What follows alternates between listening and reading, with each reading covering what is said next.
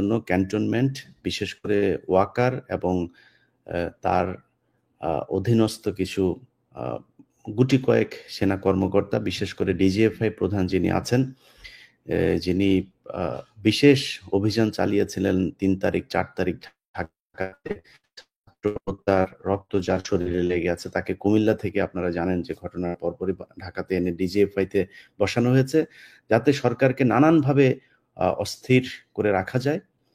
ভাই, আপনাদের সেনাবাহিনীর লোকজন আকাম-কুকাম সব করলো। বিডিআর এর ডাল ভাতের টাকা মেরে খাইলো তারা।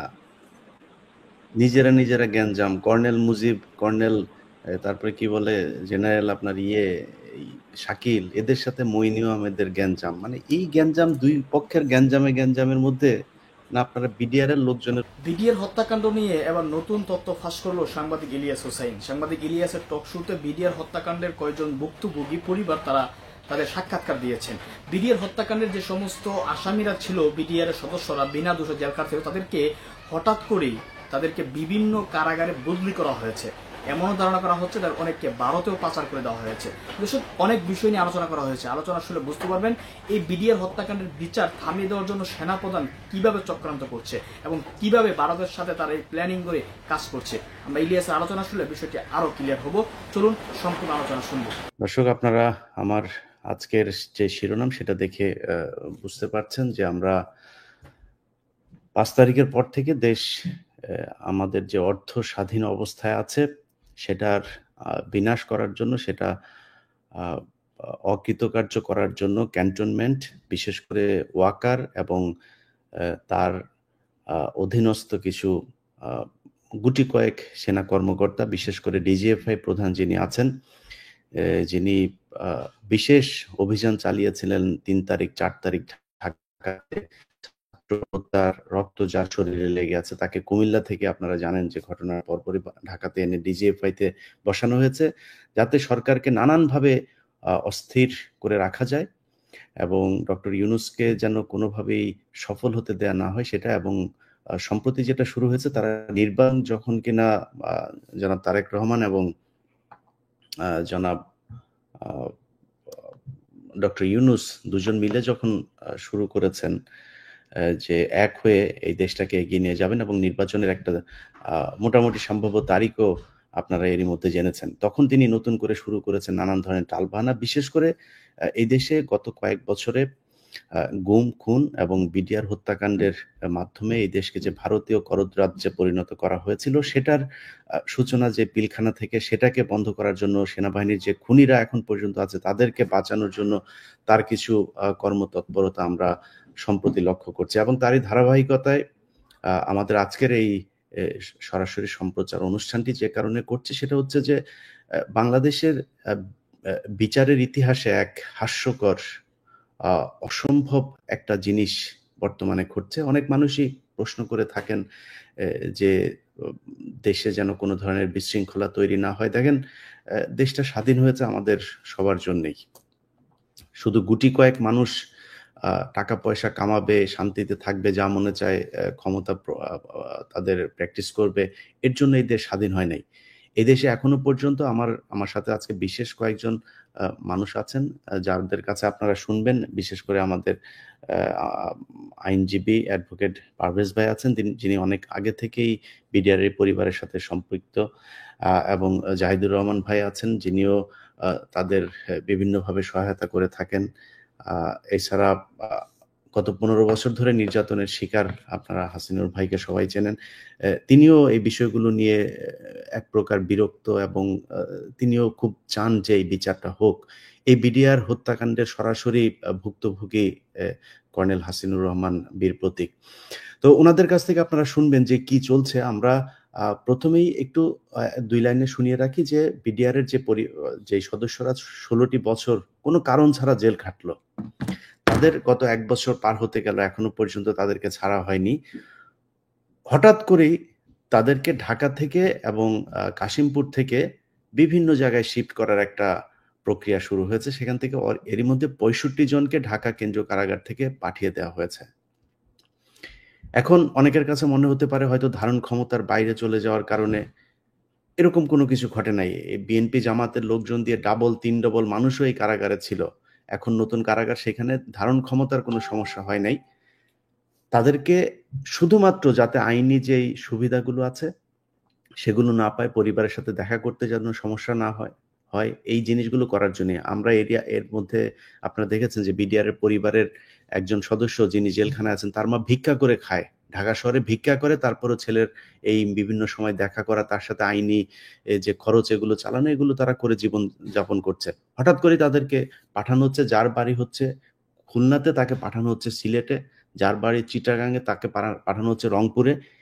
এটা জাস্ট একটা বাংলাদেশের এই যে দেশপ্রেমিক মানুষগুলো তাদের সাথে একটা মজা, এবং দেশের আইনকে বৃদ্ধাঙ্গুলি দেখিয়ে ওয়াকার যেটা করছে সেটা কোনোভাবেই চলতে দেওয়া যায় না। যাই হোক, আমরা প্রথমেই ভুক্তভোগী যে পরিবার, জনাব সুবেদার একরামুল হক, তার মেয়ে আছে আমাদের সাথে, আমরা তার কাছ থেকে শুনে তারপরে আমাদের বিশ্লেষক যারা আছেন তাদের কাছে যাব। জনাব সুমাইয়া, আপনার কি অবস্থা? আপনার বাবা একজন ফাঁসির আসামি। এখন এই মুহূর্তে যে স্বৈরাচার সরকার চলে যাওয়ার পরে নতুন কোনো সুযোগ সুবিধা আপনারা পাচ্ছেন কিনা, আসার কোনো আলো দেখতে পাচ্ছেন কিনা?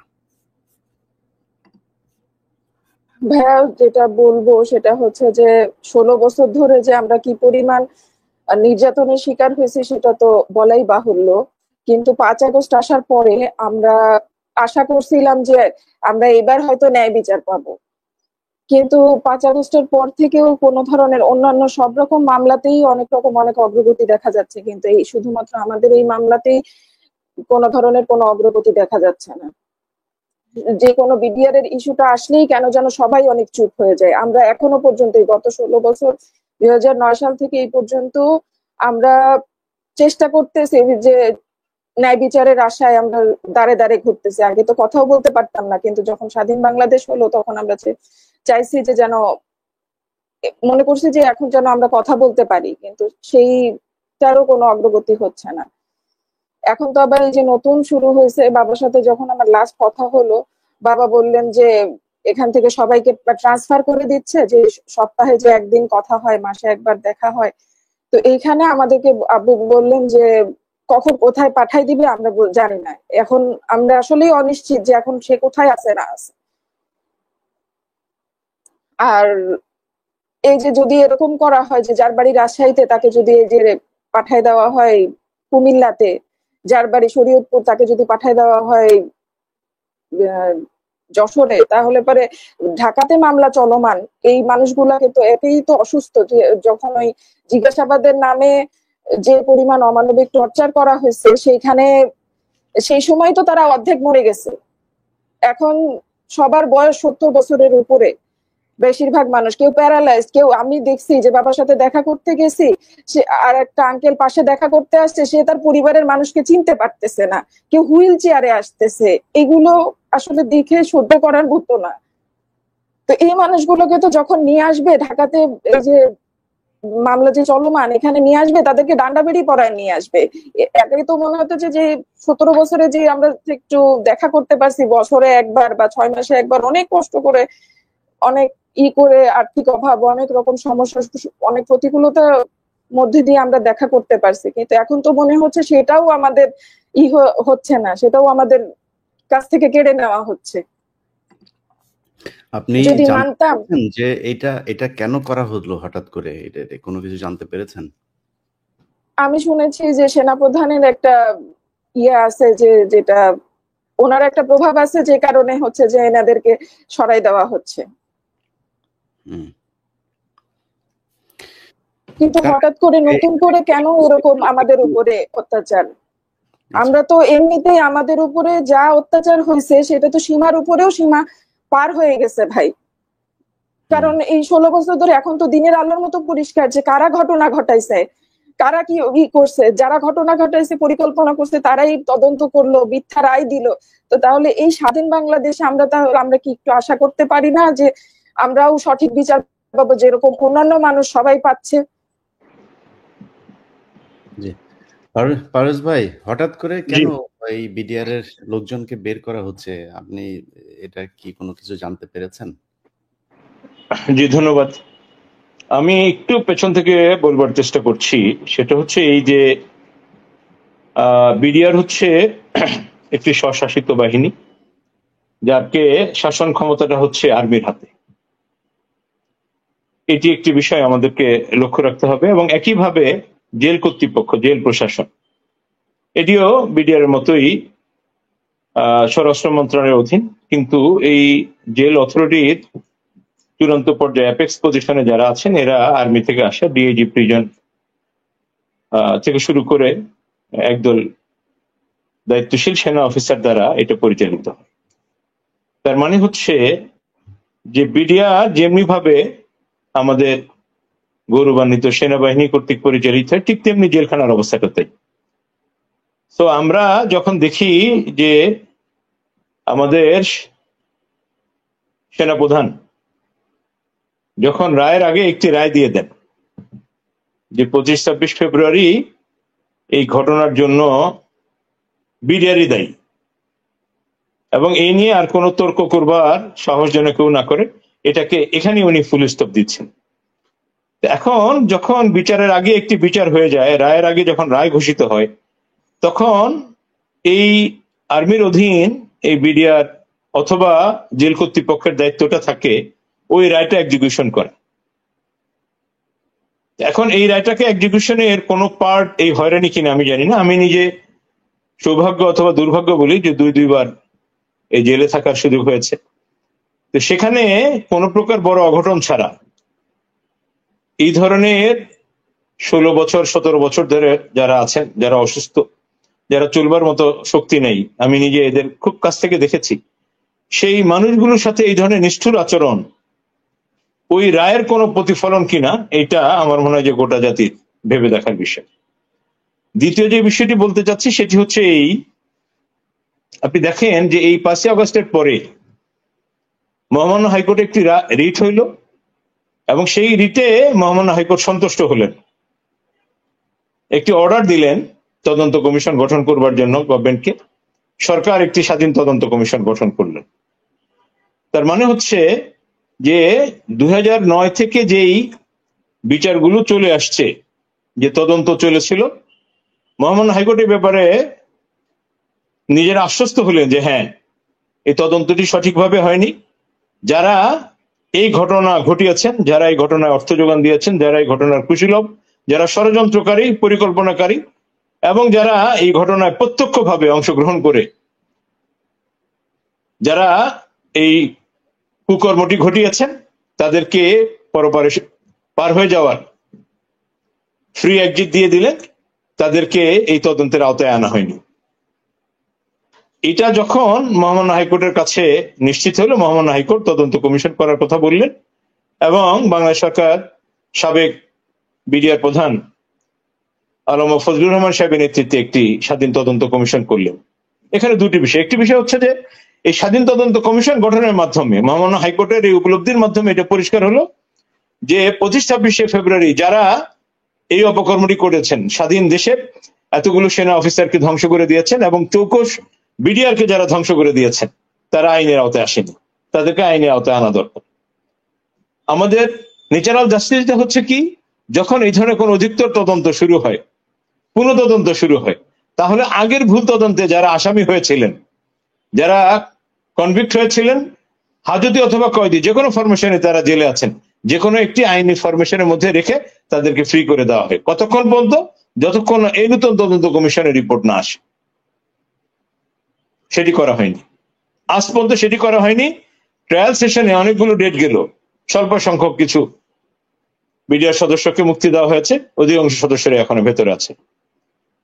আরেকটি ঘটনা যেটা ঘটলো, এই স্বাধীন তদন্ত কমিশন ইতিমধ্যেই আলম ফজলুর রহমান সাহেব একটি প্রেস কনফারেন্স করে বললেন যে যারা ষড়যন্ত্রকারী ছিল, যারা মাস্টার মাইন্ড ছিল, তাদেরকে তারা খুঁজে পেয়েছে। অনেক সুদূর একটি পরিকল্পনার অংশ হিসাবে এই ঘটনাটি ঘটানো হয়েছে, এবং স্বাধীন জেতা চৌকস অফিসারদেরকে একটি জায়গায় এনে, যাদের ওখানে আসবারই কথা ছিল না, কোনোভাবেই কোনো ফরমেশনে এই দরবার হলে তাদের আসবার কথা ছিল না, তাদেরকে নিয়ে এসে এভাবে মাচাকাটি ঘটনা ঘটানো হয়েছে। এরা এই স্বাধীন তদন্ত কমিশন নিশ্চিত হয়েছে।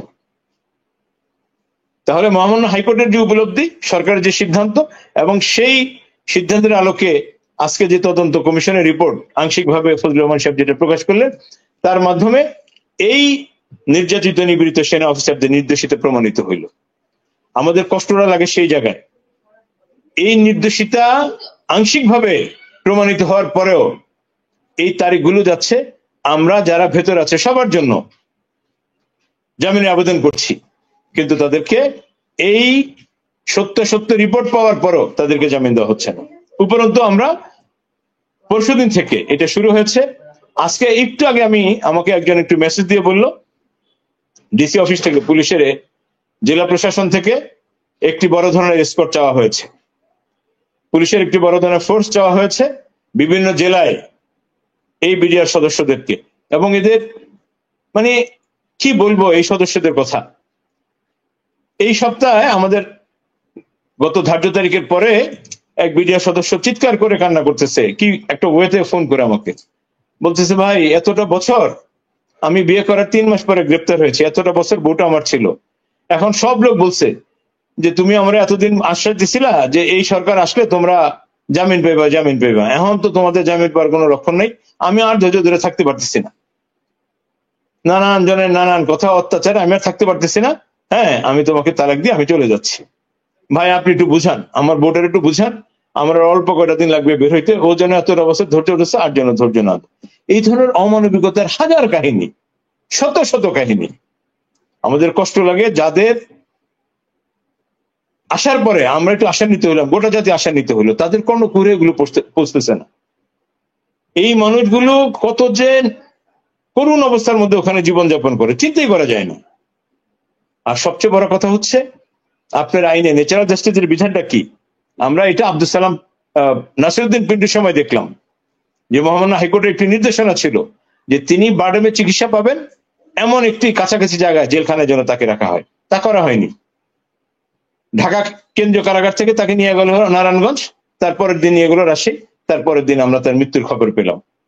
ওই সরকার, ওই আমলে একজন নাসিরউদ্দিন পিন্টু সাবেক এমপি, একজন দেশের ফার্স্ট ক্লাস সিটিজেন, তার সাথে যে ব্যবহারটা করলো, আমি আশঙ্কা করছি আজকে বিডিআর সদস্যদেরকে যারা বলছেন যে এই মেচাগারের জন্য বিডিআর সদস্যরা দায়ী, তাদেরকে সেই নাসিরউদ্দিন পিন্টুর ওই উপায়ে কোন হত্যাকাণ্ডের সম্মুখীন করার জন্য এভাবে তাদেরকে বিচ্ছিন্ন করা হচ্ছে কিনা, এমন একটি জায়গায় নিয়ে যাওয়া হচ্ছে। কারণ ঢাকা শহর হইলো কি, কোনো কিছু হলেই সাধারণত মিডিয়ার মাধ্যমে গোটা জাতি জেনে যায়, কিন্তু একটি রিমোট কোনো জেলায় যদি যায়, সেখানে যদি এই ধরনের কোনো মেচাগার ঘটে, খুব সহসা আমরা কিন্তু সংবাদ পাবো না, এই জাতি সংবাদ পাবে না।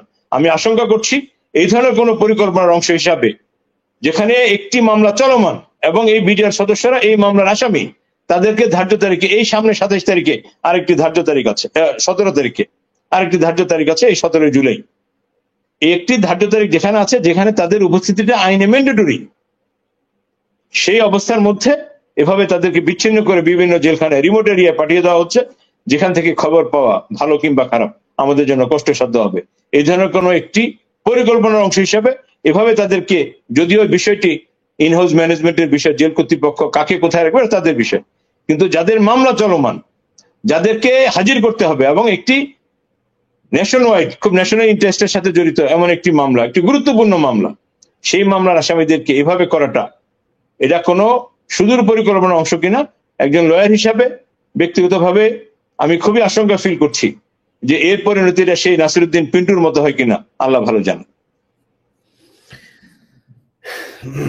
জি স্যার, হাসিনুর রহমান ভাই, আমার ভাইরে আজকে একটু একটু একটু ভিলেন হিসাবে আমাদের এখানে জয়েন করছি।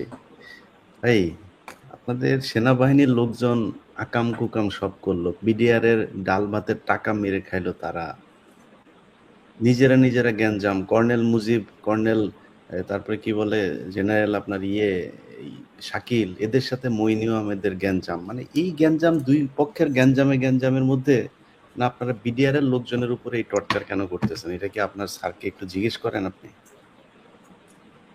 আসলে ভাই আমি বলি, আসলে আপনারা উত্তর খুঁজতেছেন, ডাইনে নামে যাচ্ছেন, উত্তর এখানে না। উত্তর হলো এটা, আমি বলি, বলা ওটা কতটুকু উচিত হচ্ছে, বাট আমার মনে হয় এখন বলা উচিত। ধৈর্যের একটা সীমা আছে, সীমা ভেঙে ফেলছে। এই যে গত কয়েকদিন আগে পিএমজি নিয়ে একটা ঘটনা ঘটলো বা এখনো চলমান, কর্নেল হকের বুদ্ধিতে সেনাপ্রধান অন্যান্য জেনারেলদেরকে নষ্ট করে পিএমজি করলেন হাসান নাসির। উনি যদি পিএমজি তারা সিদ্দিকে করতেন আমরা খুশি হইতাম, তা উনি করেন নাই, হাসান নাসির করছেন। আমরা এই বিডিআর ইস্যু নিয়ে কথা বলছি, আমরা সংস্কার নিয়ে কথা বলছি, এই জন্য বোঝার চেষ্টা করেন তাদের হৃদয় থেকে এখন আওয়ামী লীগ যায় নাই। সেনাপ্রধান যতটা মানে বলবো যে বহনযোগ্য, তার যে স্টাফ অফিসার গুলি আছে, ডিএমআই আর একটা হলো গিয়া কমান্ডেন্ট এসি, এই দুইটা দুষ্ট ছেলে ব্রিগেডিয়ার সেনাপ্রধানকে ইচ্ছা মতো কথাইতেছে, আর আমাদের কর্নেল হক হাতে আরো কয়েকজনকে জড়াইছে। এটা বুঝতেছে কি ভুলটা তারা করতেছে। এখন আপনার মূল কথায় আসি, বিডিআর ইস্যু একটা কমিশন চলমান, কমিশনের প্রধান উচিত একটা চিঠি দেওয়া আইজি প্রিজনকে, কোনো অবস্থায় কোনো সৈনিকদেরকে এখান থেকে পাঠানো যাবে না, তার এখতিয়ার। বিডিআর এর তথ্য দেখেন, অ্যাডভোকেট সাহেব যা জানেন বা আমরা যারা ছেলে মেয়ে ঘরে ছিল কতটুকু জানে সবাই দৃশ্যমান, বাট মূল জিনিসগুলি এই বন্দিরা জানে যে জেলে আছে। এই কমিশন অতি গোপনে নিরাপত্তার চিন্তা ভাবনা করে তথ্য আনতেন জেলখানা থেকে, এই বিডিআর সৈনিকদের থেকে, অনেক গুরুত্বপূর্ণ তথ্য আনা হয়েছে। ইলিয়াস ভাই আপনি জানেন, এইটা যাতে না হয় এই জন্য সরানো হচ্ছে, এটা আমার অ্যাসেসমেন্ট, মানে আমার বিশ্বাস, আর এই জন্যই সরানো হচ্ছে, অন্য কোনো কারণে না। তবে এএলএম ফজলু স্যারকে নোটিশ করো, আমি তাকে বলবো স্যারকে প্লিজ স্টপ করেন, নাহলে বিতর্কিত হবেন। আপনার ক্ষমতা আছে, এদেরকে ফিরে আনেন এবং ঢাকায় আনেন, এদের সহজেই তথ্য আদান প্রদান করা যায়। এখন কমিশনে একটা লোক, একটা অফিসার জেলখানা যায়, কথা বলে, অনেক ইন্টারেকশন করে, ভালো মন্দ চিন্তা করে, 10টা ভালো কথা বলে, আশ্বাসের কথা বলে, ভবিষ্যতে কথা বলে, অনুতপ্তের কথা বলে, তারপর তথ্যগুলি আনে। এটা তার জন্য ডিফিকাল্ট, যাতে তদন্ত না করতে পারে, কমিশন যাতে তদন্ত ঠিক মতো না করতে পারে, এই জন্য এই পদক্ষেপ। এই জন্য কমিশনের অনুরোধ করবো, আপনারা লয়ার ভাইরা আছেন, কমিশনের ফজলু স্যারকে চিঠি দেন, আপনি এই কাজটা করেন, এতে সুবিধা হবে। নাহলে এই যে যাদের প্রতি অন্যায় হয়েছে, অন্যায় থেকে যাবে। অন্যায় জাতি জানতে চায় আসলে কে দোষী, কারা দোষী, কতজন দোষী। আমরা অনেক গুরুত্বপূর্ণ তথ্য পাইছি কমিশন বলছে অলরেডি। সুতরাং আর যাতে না পায়, কারণ সরকার তো চাচ্ছে আর না পাক, আমাদের সরকার তো বাইরে, যারা এই চেতনা বিশ্বাস করেন। এবং আগামীতে আমার মনে হয় খুব সময় খুব কম, বাইরে নাসিরউদ্দিন ভাই পিন্টু মারা গেছে কেন, আমার কাছে বিজেপির সৈনিকরা সবাই চলে আসছে, সব তথ্য বলা শুরু করছে, কি হয়েছে না হয়েছে, কারাগুলি করছে। আমি তার বিপদে, আমি এমনি চাপের মধ্যে, আমাকে মারার জন্য আপ্রাণ চেষ্টা করতেছে। আমি বললাম ভাই নাসিরউদ্দিন পিন্টু ভাইরে বলো, উনি তো প্রতি সপ্তাহে যায়, ওনারে বলো।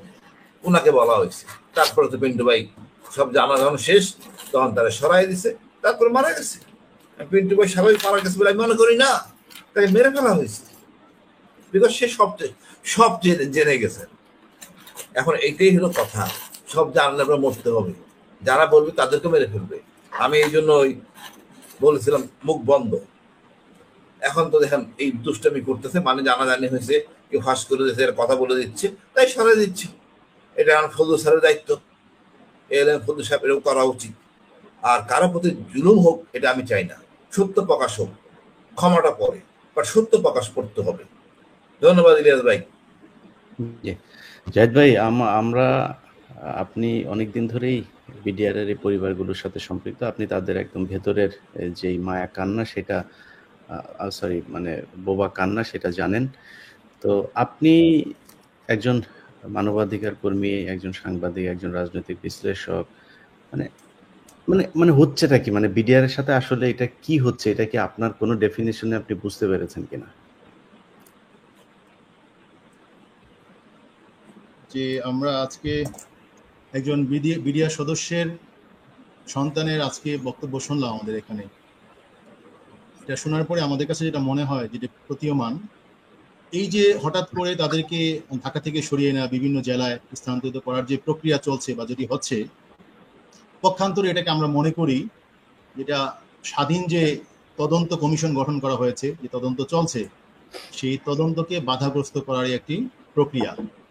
এবং এটা একটু আগে আমাদের অ্যাডভোকেট পারভেজ ভাই খুব চমৎকার করে বলেছে যে আমরা বর্তমানে যে অবস্থায় এই বিচারটি আছে, যে অবস্থায় আছে সেই জায়গায় বিদোষী অনেকটা প্রমাণিত, এমত অবস্থায় তাদেরকে এইভাবে হ্যারাসমেন্ট করা, এইভাবে তাদেরকে এক জায়গা থেকে এক জায়গায় নিয়ে যাওয়া, এই 16 বছর তারা কারাবন্দী থাকার পরে এখন যে তাদের শারীরিক কন্ডিশন, এটা মানবাধিকারের লঙ্ঘন কিনা এটা আমাদের কিন্তু বারবার চিন্তা করতে হবে। কোনো ব্যক্তির ইচ্ছায়, কারো জিজ্ঞাসায় যদি এই বিডিআর হত্যাকাণ্ডের যে বিচার, এর জাতীয় ইস্যু, আমাদের জাতীয় জীবনে বিগত যে 15 থেকে 16 বছর বা 17 বছর যে ইতিহাস, সেই ইতিহাসের যে সূত্রপাত সেটি কিন্তু ওই 2009 সালের 25 এবং 26 ফেব্রুয়ারি এটা ঘটেছিল। এই যাত্রার শুরুটা কিন্তু সেদিন থেকে হয়েছিল, আমাদের বুঝতে হবে। আমরা যে ফেসিবাদী সরকারের শাসন আমলের কথা বলি, এগুলো নিয়ে আমরা গলা ফাটাই, এর মূল জায়গাটা কিন্তু সেই সময় সূত্রপাতটা ঘটেছিল। এবং আজকে যদি এই বিচার আমরা সুষ্ঠুভাবে করতে না পারি, সঠিকভাবে করতে না পারি, যদি বাধাগ্রস্ত হয়, তাহলে কিন্তু আমরা প্রকৃত অর্থে যে গণতন্ত্রের প্রত্যাশা করি, যে নতুন বাংলাদেশের প্রত্যাশা আমরা করি, সেখানে আমরা ফিরে যেতে পারবো না। এটাকে আমরা আমাদের খুব ভালোভাবে স্টাডি করতে হবে, আমাদের মাথার মধ্যে রাখতে হবে। তাহলে কেন আমাদের এই কথাগুলো বলতে হচ্ছে? বিডিআর হত্যাকাণ্ড যেটা হয়েছে, 57 জন আমাদের চৌকো সেনা অফিসার হত্যা হয়েছে, 74 জন মোট ওখানে হত্যা করা হয়েছে। এই বিচারটা হোক, এটা সবার জন্যই কল্যাণ। সেই বিচার দুই পাক্ষিক না, বরং আমি বলবো একপাক্ষিক। যারা দুই পাক্ষিক বলছে তারা ভুল জায়গায় আছে। এটা বাংলাদেশের স্বার্থে প্রয়োজন, সুষ্ঠু বিচারের জন্য প্রয়োজন। আমাদের যে দুটো বাহিনী, এই বাহিনীকে একত্রে কাজ করার স্বার্থে প্রয়োজন সুষ্ঠু বিচারটা। সেই জায়গাটাকে বাধাগ্রস্ত করার জন্য যদি কেউ করে থাকে, আমরা মনে করব যে অন্য কোনো পক্ষ এটাকে বাধাগ্রস্ত করতে চাচ্ছে কিনা কারো ইন্টারেস্টে, সেটাকে ভেবে দেখতে হবে। যেমনি ভাবে আমরা 2009 সালে ঘটনাকে আমরা শুনেছি, সেখানে বাহির থেকে গাড়ি গিয়ে ঘটনা ঘটিয়েছে, আবার চলে গেছে, এই পক্ষগুলো কারা ছিল? এগুলো আজও পর্যন্ত আসে নাই।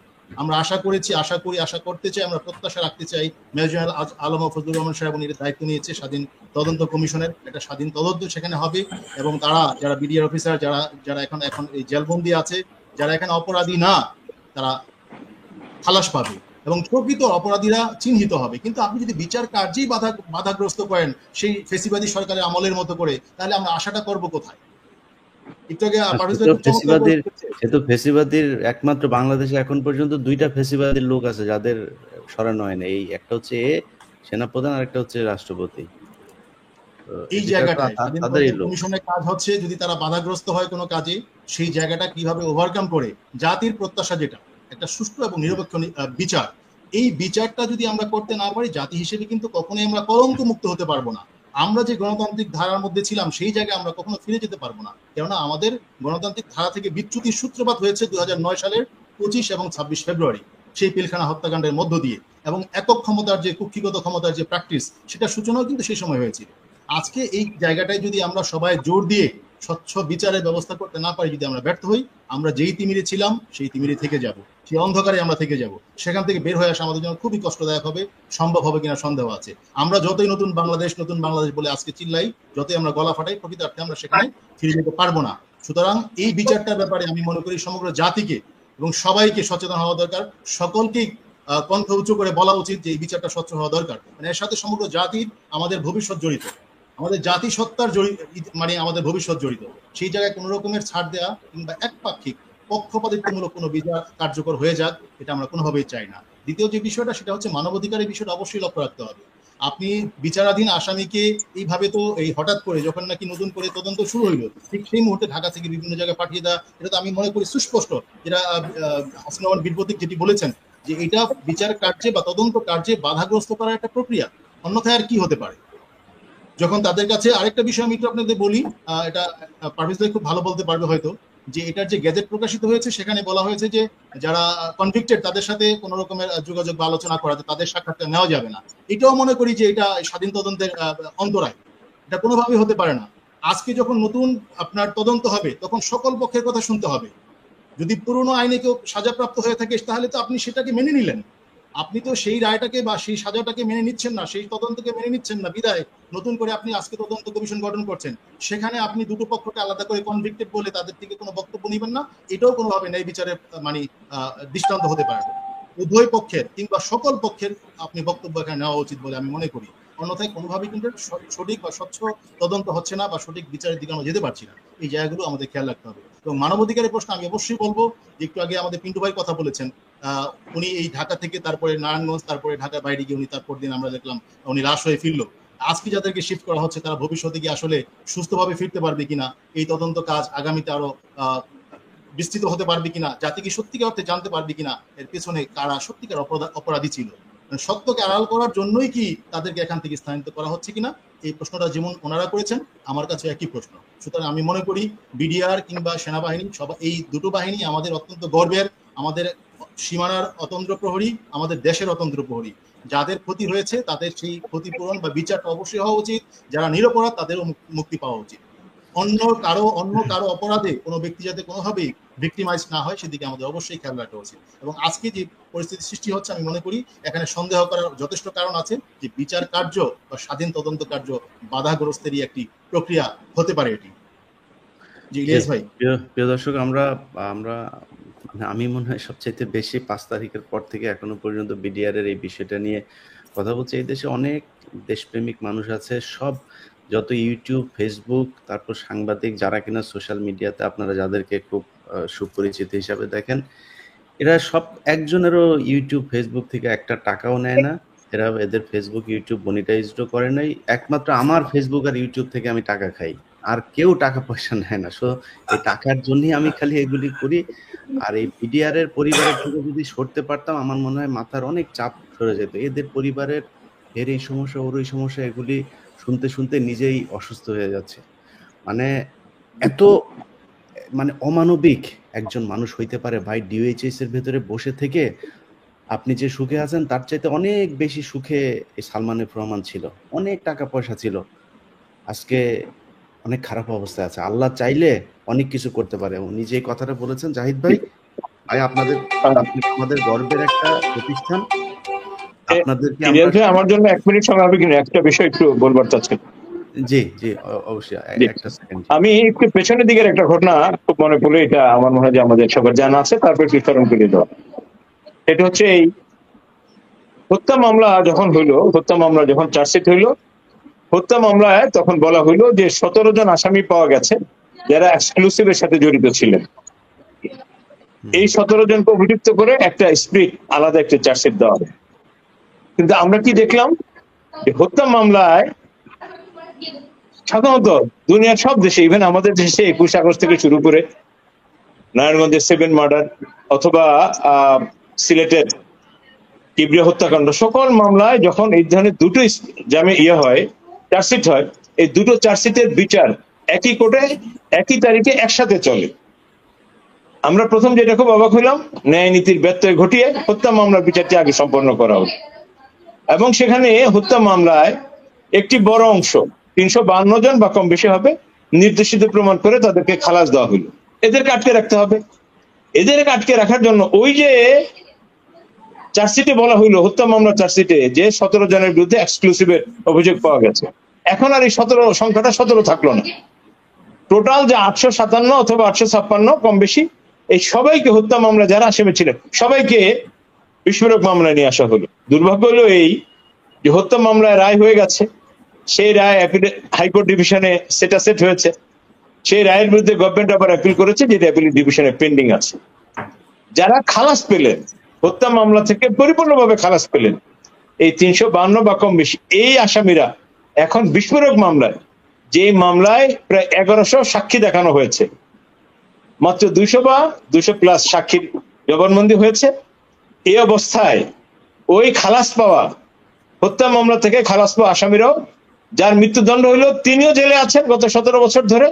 যিনি খালাস পেলেন তিনিও জেলে আছেন। এবং আরো মজার বিষয় হচ্ছে, এই বিস্ফোরক মামলার একজন সাক্ষী মেজর জাহিদি, তিনি কোর্টে এসে একটি অদ্ভুত সাক্ষ্য দিলেন, জবানবন্দি দিলেন। তিনি বললেন যে আমি ঘটনার দিন ছিলাম, এত সময় ধরে আমি এখানে লুকিয়েছিলাম, এখানে পালিয়েছিলাম, যাই হোক যে কোনো ভাবে উনি বের হয়ে আসলেন। তিনি কিন্তু হত্যা মামলায় সাক্ষী দিয়েছেন। তিনি এসে এবার বললেন যে হত্যা মামলায় কারা কারা এই ষড়যন্ত্রের সাথে জড়িত ছিল। এই টোটাল বিডিআর যে ম্যাসাগার বলছি মিউটিনি তারা বলার চেষ্টা করছে, আসলে তারা মিউটিনি না। এই ম্যাসাগারে কে কোথায় বসে ষড়যন্ত্র করেছিলেন, ব্যারিস্টার ফজলুল তাপস, ওই সময়ের স্বরাষ্ট্রমন্ত্রী সাহারা খাতুন, জাহাঙ্গীর কবির নানক, সবার কথা, কোথায় প্ল্যান হয়েছে, কি কি প্ল্যান হয়েছে, আর্মিকে কিভাবে এভাবে ডিমোলিশ করে দেওয়া হবে, এই প্ল্যানগুলি উনি বিস্তারিত বললেন। কোর্ট প্রশ্ন করলো যে আপনি যা সাক্ষ্য দিচ্ছেন আজকে, এগুলোর সোর্স কি, আপনি জানলেন কি করে? উনি বললেন যে আমি ওখানকার আমাদের যে আছে ইনভেস্টিগেশন টিম আছে, টিমে আমি কাজ করেছি। সবচেয়ে বড় হচ্ছে যে আমি ওখানকার তদন্ত টিমের সাথে দীর্ঘদিন ধরে কাজ করেছি, যার কারণে এই তথ্যগুলো আমার আগেও জানা ছিল এবং পরবর্তীতে আমি বলার সুযোগ পাইনি, এই জন্য আজকে কোর্টে এসে বললাম। আমাদের কষ্টটা হচ্ছে এই জায়গায় যে আপনি প্রথমত এই আজকের বিস্ফোরক মামলা যাদেরকে আটকে রেখেছেন, সেখানে 17 জন হওয়ার কথা ছিল, এটা 857 হয়ে গেল। যেই সাক্ষী এসে বলছে যে ষড়যন্ত্রকারী বা এই অপরাধী এরা না, অপরাধী এরা, এবং সবশেষ তদন্ত কমিশন এগুলো পরিষ্কার করে দিল। এখন প্রশ্ন হচ্ছে এগুলো বাস্তবায়ন হচ্ছে না কেন? আমি খুব ছোট মানুষ, আমি ছোট মুখে একটি কষ্টর কারণে, মানুষ যখন অতি কষ্টে থাকে তখন সে অনেক কথাই বলে, একটি কথাই বলতে চাচ্ছি। স্বাধীনতার 54 বছরে এই প্রথম একজন আইনমন্ত্রী পেলাম যিনি আইনের ছাত্র, আইনের শিক্ষক, কিন্তু বাস্তব জীবনে প্র্যাকটিক্যাল লাইফে উনি না আইনজীবী ছিলেন না বিচারপতি ছিলেন। স্যারের জ্ঞান, স্যারের বুদ্ধিমত্তা নিয়ে কোনো প্রশ্ন করার দুঃসাহস আমার নেই, কিন্তু প্র্যাকটিক্যাল নলেজের দিক থেকে কতটা শূন্য সেটি একটি উদাহরণ দিয়ে বলি আপনাদেরকে। 10ই আগস্টে মহামান্য সুপ্রিম কোর্টে ব্যাপক বিক্ষোভ সমাবেশ, যে ফ্যাসিস্টের দোসর প্রধান বিচারপতি সহ কোনো বিচারপতি থাকতে পারবে না। সব অ্যাপিলেট ডিভিশনের সব বিচারপতি পদ থেকে বাধ্য হইলেন, একজন বিচারপতি পদত্যাগ করা সত্ত্বেও তাকে রেখে দিলেন। উনি সংবিধানের এই ভাষাটা জানতেনই না যে হাইকোর্ট থেকে সরাসরি প্রধান বিচারপতি নিয়োগ করা যায়, অ্যাপিলেট ডিভিশনের বিচারপতি হওয়ার যোগ্যতা দরকার নয়। শুধু তা না, আমাদের সংবিধানে আরো ফ্রি করে দিয়েছে, আপনি বাহিরের একজনকে নিয়েও প্রধান বিচারপতি করতে পারেন। হাইকোর্টের বিচারপতিকে তো করতেই পারেন, বাহিরের একজনকেও করতে পারেন। হ্যাঁ, গত 53-54 বছরে এইটার কোনো এক্সিকিউশন ছিল না। না জানার কারণে অনেক অভিযোগ আছে, এমন একজনকে উনি রেখে দিলেন। এই জন্য বললাম যে আজকে আমাদের আইনের সঠিক প্রয়োগ না হওয়ার এটি একটি অন্যতম কারণ কিনা, এটি ইলিয়াস ভাই সহ যারা আছেন তাদের ভাববার বিষয় আছে। কারণ এই আইন মন্ত্রণালয়ের যিনি মাথা, দুর্ভাগ্য তিনি আমাদের সরাসরি শিক্ষক, স্যারের প্রতি শ্রদ্ধা রেখে বলি যে আজকে তদন্ত কমিশন বলছে যে এরা এই যাদের কাছে আটকে রাখা হয়েছে এরা অপরাধী না। হত্যা মামলার তদন্ত রিপোর্টে চার্জশিটে বলেছে যে 17 জনকে পাওয়া গেছে, তাহলে 857 জন যারা আসছে এটি পরিকল্পিত ষড়যন্ত্রমূলক। এত কিছুর পরেও আজকে একটি কমিশন চলতেছে যাদের সাক্ষী দেওয়া খুব জরুরি ছিল। এই বিডিআর এর প্রত্যক্ষ আজকে যারা ভেতর আছেন তারাই তো, তারা যখন সাক্ষী দেবেন তদন্ত কমিশনের কাজকে বাধাগ্রস্ত করার জন্য কিনা, অথবা যেটা আগে বলছিলাম রিপিট হচ্ছে যে আব্দুল সালাম পিন্টুর মতো কোনো পরিণতি বরণ করার জন্য, যারা বলেছিলেন যে এই বিডিআর হত্যাকাণ্ডের জন্য এই বিডিআর সদস্যরাই দায়ী, তাদেরকে কিল করার জন্য অথবা অন্য কিছু করার জন্য অথবা তদন্ত কমিশনের তদন্ত বাধাগ্রস্ত করার জন্য এটা করা হচ্ছে কিনা জাতিকে সেটা ভেবে দেখতে হবে। ধন্যবাদ।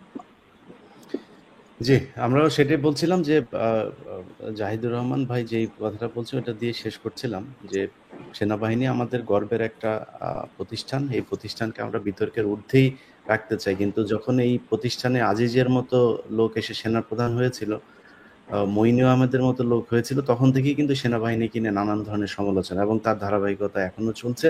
আর ওয়াকার এত হলো গিয়ে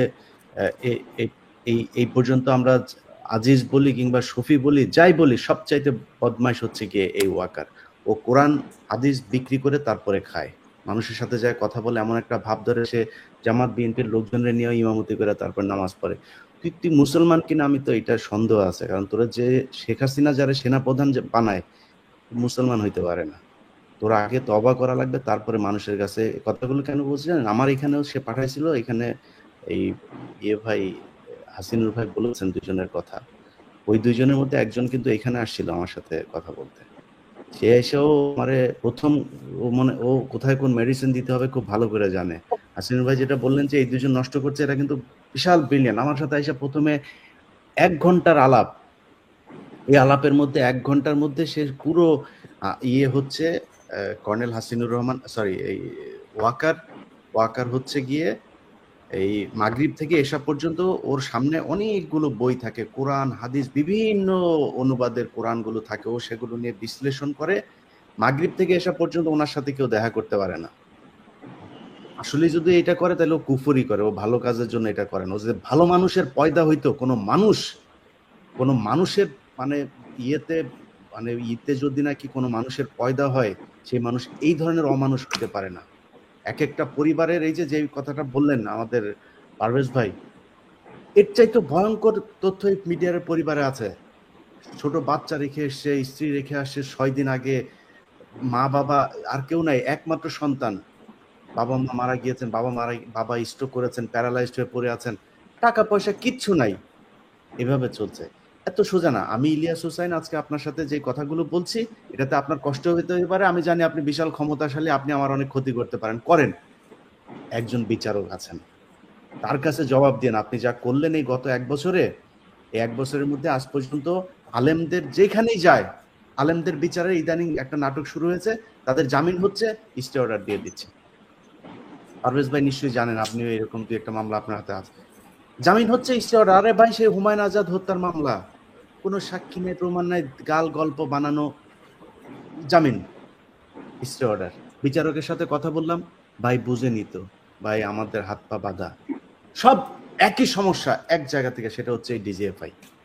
এরে ওয়াকার যা বুঝাচ্ছে, ডিজিএফআই মহাপরিচালক তাই করে, সবখানে এটাই চলছে। চালাইতে থাকেন। আল্লাহ শেখ হাসিনাকে যেভাবে ধ্বংস করেছে, ওইভাবে ধ্বংসের জন্য। আপনাদের ঘরে কিন্তু আগে আমরা পুলিশে ইয়ে করতাম, পুলিশের ওই যে ঐশী তার বাবা মাকে খুন করেছিল, বলতাম পুলিশের ঘরে খারাপ সন্তান পয়দা হয়, এগুলি বলতাম না। তোদের ঘরে এই ধরনের সন্তান পয়দা হওয়া শুরু হয়েছে। এই যে অ্যাডভোকেট সাকিব যেটা পয়দা হয়েছে, এই পিলখানা হত্যাকাণ্ডের টাকা পয়সা দিয়া আমরা অনেককে শহীদ হিসাবে জানি। তারা সরকারের সুযোগ সুবিধা নিয়ে, এই সেনাপ্রধানের সুযোগ সুবিধা নিয়ে বিদেশে পড়াশোনা করেছে, ভালো থেকেছে, ভালো খেয়েছে, তারা এখন বাপের হত্যার বিচার চায় না। এই সন্তান তোরা পয়দা করে গেছিস, কারণ ওই যে অপারেশনে ডাল ভাতের টাকা মেরে খাইছিস না, ওইটা আল্লাহ এখন তোদের এই যাদের জন্ম দিয়ে গেছিস তাদের দিয়ে উঠায়। এর চাইতে খারাপ ভাবে আর বললাম না, আল্লাহর কাছে বিচার দিয়ে রাখলাম। বিডিআরের পরিবারের সাথে যদি কারোর কথা হয়, কেউ যদি নাকি তাদের সাথে সুযোগ থাকে কথা বলেন, তাদের পরিবারের কষ্ট শুনলে আপনিও ঠিক এইভাবেই কথা বলবেন। ইলিয়াস ভাই একটা কথা বলি, ইলিয়াস ভাই এর আইনজীবী ভাই আছে, এক্সক্লুসিভলি কারোর সাথে পাওয়া যায়, আমি র্যাবে ছিলাম, এক্সক্লুসিভলি সেপারেট পাওয়া যায়, ওইটার জন্য এক্সক্লুসিভ মামলা হয়। রাইফেলের সাথে তো এমুলেশন থাকবেই, বিচার করেন, আমার কোনো সমস্যা নেই, আপনি বিচার করে তারা ফাঁসি দেন। একটা মামলা এইভাবে রাখা যায়? আপনার বিচারই শুরু হচ্ছে না 17 বছর, মানে এটা কি বলবো? আমার এত এই আইন তো এইভাবে, ধারা তো এইভাবে খাটানো যায় না মন মতো। অনেক জায়গায় এক্সক্লুসিভ পাওয়া যায়, সেপারেট বোম ব্লাস্ট, মানে স্পেশালি বোমের জন্য এটা এক্সক্লুসিভ ধারা। রাইফেলের সাথে এক্সক্লুসিভ আমি তো বললাম না, এটা কিভাবে গ্রহণ করলো এই চার্জ আর এটা নিয়ে ফাইলামি, এটা একসাথে শেষ হওয়ার কথা, দুঃখজনক না। ওইটার রায়ের বিচার, ওইটার রায়ের ফাঁসি টাসি সব অর্ডার হয়ে গিয়েছে, এক্সক্লুসিভের ইয়েতে এখনো পর্যন্ত কিছুই শুরু হয় নাই। মানে এইটার চাইতে মকারি আর দুনিয়ার মধ্যে আর কি আছে? মানে এটা কিভাবে বলবে এক্সক্লুসিভ জবানবন্দিটা কি হবে ভাই বলেন? এক্সক্লুসিভের জবানবন্দিটা কি হবে? আরেক পরে বলবে রাইফেল যে অবৈধভাবে নিছে, এটা একটা অপরাধ, এটা একটা ধারা দেওয়া হবে, অবৈধভাবে রাইফেল নিছে। মানে ফাইল লেভেল একটা লিমিটেশন আছে, নাটক করতেছে বসে বসে। যাই হোক, প্রিয় দর্শক আপনারা ভালো থাকেন। আর বিএনপির ভাইদেরকে বলবো, বিএনপির অনেকেও হয়তো খুব খোশ মেজাজে আছেন ওয়াকারকে নিয়ে, সময় আসলে বুঝতে পারবেন ওয়াকার আসলে কাদের লোক। এবং ওয়াকার এই পর্যন্ত যে কটা কাজ করেছে, আমি 2 দিন আগে একটা বক্তব্য শুনলাম, খুব অবাক হইলাম। ফজলুর রহমান সাহেব, তিনি 32 ভাঙার কারণে তিনি খুব জ্বালাময় বক্তব্য দিচ্ছেন। ফজলুর রহমান 32 সম্মানিত লোকজন আছে তো, আমি আমার ওয়েতে বললাম না, তোরে জায়গা মতো দিয়ে দেওয়া হবে, এই ধরনের বক্তব্য দিবি। সম্পূর্ণ আলোচনা শুনে বুঝতে পেরেছেন আসলে কিভাবে ইলিয়াস প্রমাণ করেছেন এবং তার সাথে সাক্ষাৎকার দিয়েছেন ভুক্তভোগীরা তাদের পরিবাররা যে এই কাজগুলো করা হয়েছে। সেনাপ্রধান আসলে এটা যে তারা করতে চাচ্ছেন এটা কিন্তু সেনাপ্রধানের বক্তব্যের মাধ্যমে স্পষ্ট হয়েছে। তিনি বলেছিলেন এই বিডিআর সদস্যরা বিডিআর রায় করেছে, এখানে ফুল স্টপ দিয়ে দিতে হবে, অর্থাৎ এই বিচার আগানো যাবে না। কারণ এই বিচার যদি আগানো হয় তাহলে সেনাবাহিনীর ভিতরে থাকা অনেকেই ফেসে যাবেন এবং ভারতের ভিতরে থাকা অনেকেই ফেসে যাবেন। আর এটাই হয়তো বা সেনাপ্রধান জেনারেল ওয়াকারুজ্জামান চান না। এটা কিন্তু এই আলোচনা শুনে আপনারা আরো স্পষ্ট হয়তো বা বুঝতে পেরেছেন। এবার চিন্তা করেন যে একটা দেশের সেনাবাহিনীকে ধ্বংস করে দেওয়া হয়েছে যে এই হত্যাকাণ্ডের মাধ্যমে, সেই হত্যাকাণ্ডের বিচার একটা স্বাধীন দেশে একটা সেনাপ্রধান চাচ্ছে না, তাহলে এই সেনাপ্রধানকে আপনারা কিভাবে চাইতে পারেন, বা এই সেনাপ্রধান যে দেশের জন্য কাজ করছে সেটাই আমরা কিভাবে বুঝবো? এই প্রশ্নগুলো কিন্তু একজন জনগণ হিসেবে আমাদের সামনে চলে আসে। তো সাংবাদিক ইলিয়াস হোসেন আলোচনা করেছেন, তার আলোচনা আপনার কাছে কেমন লেগেছে অবশ্যই মন্তব্য করবেন।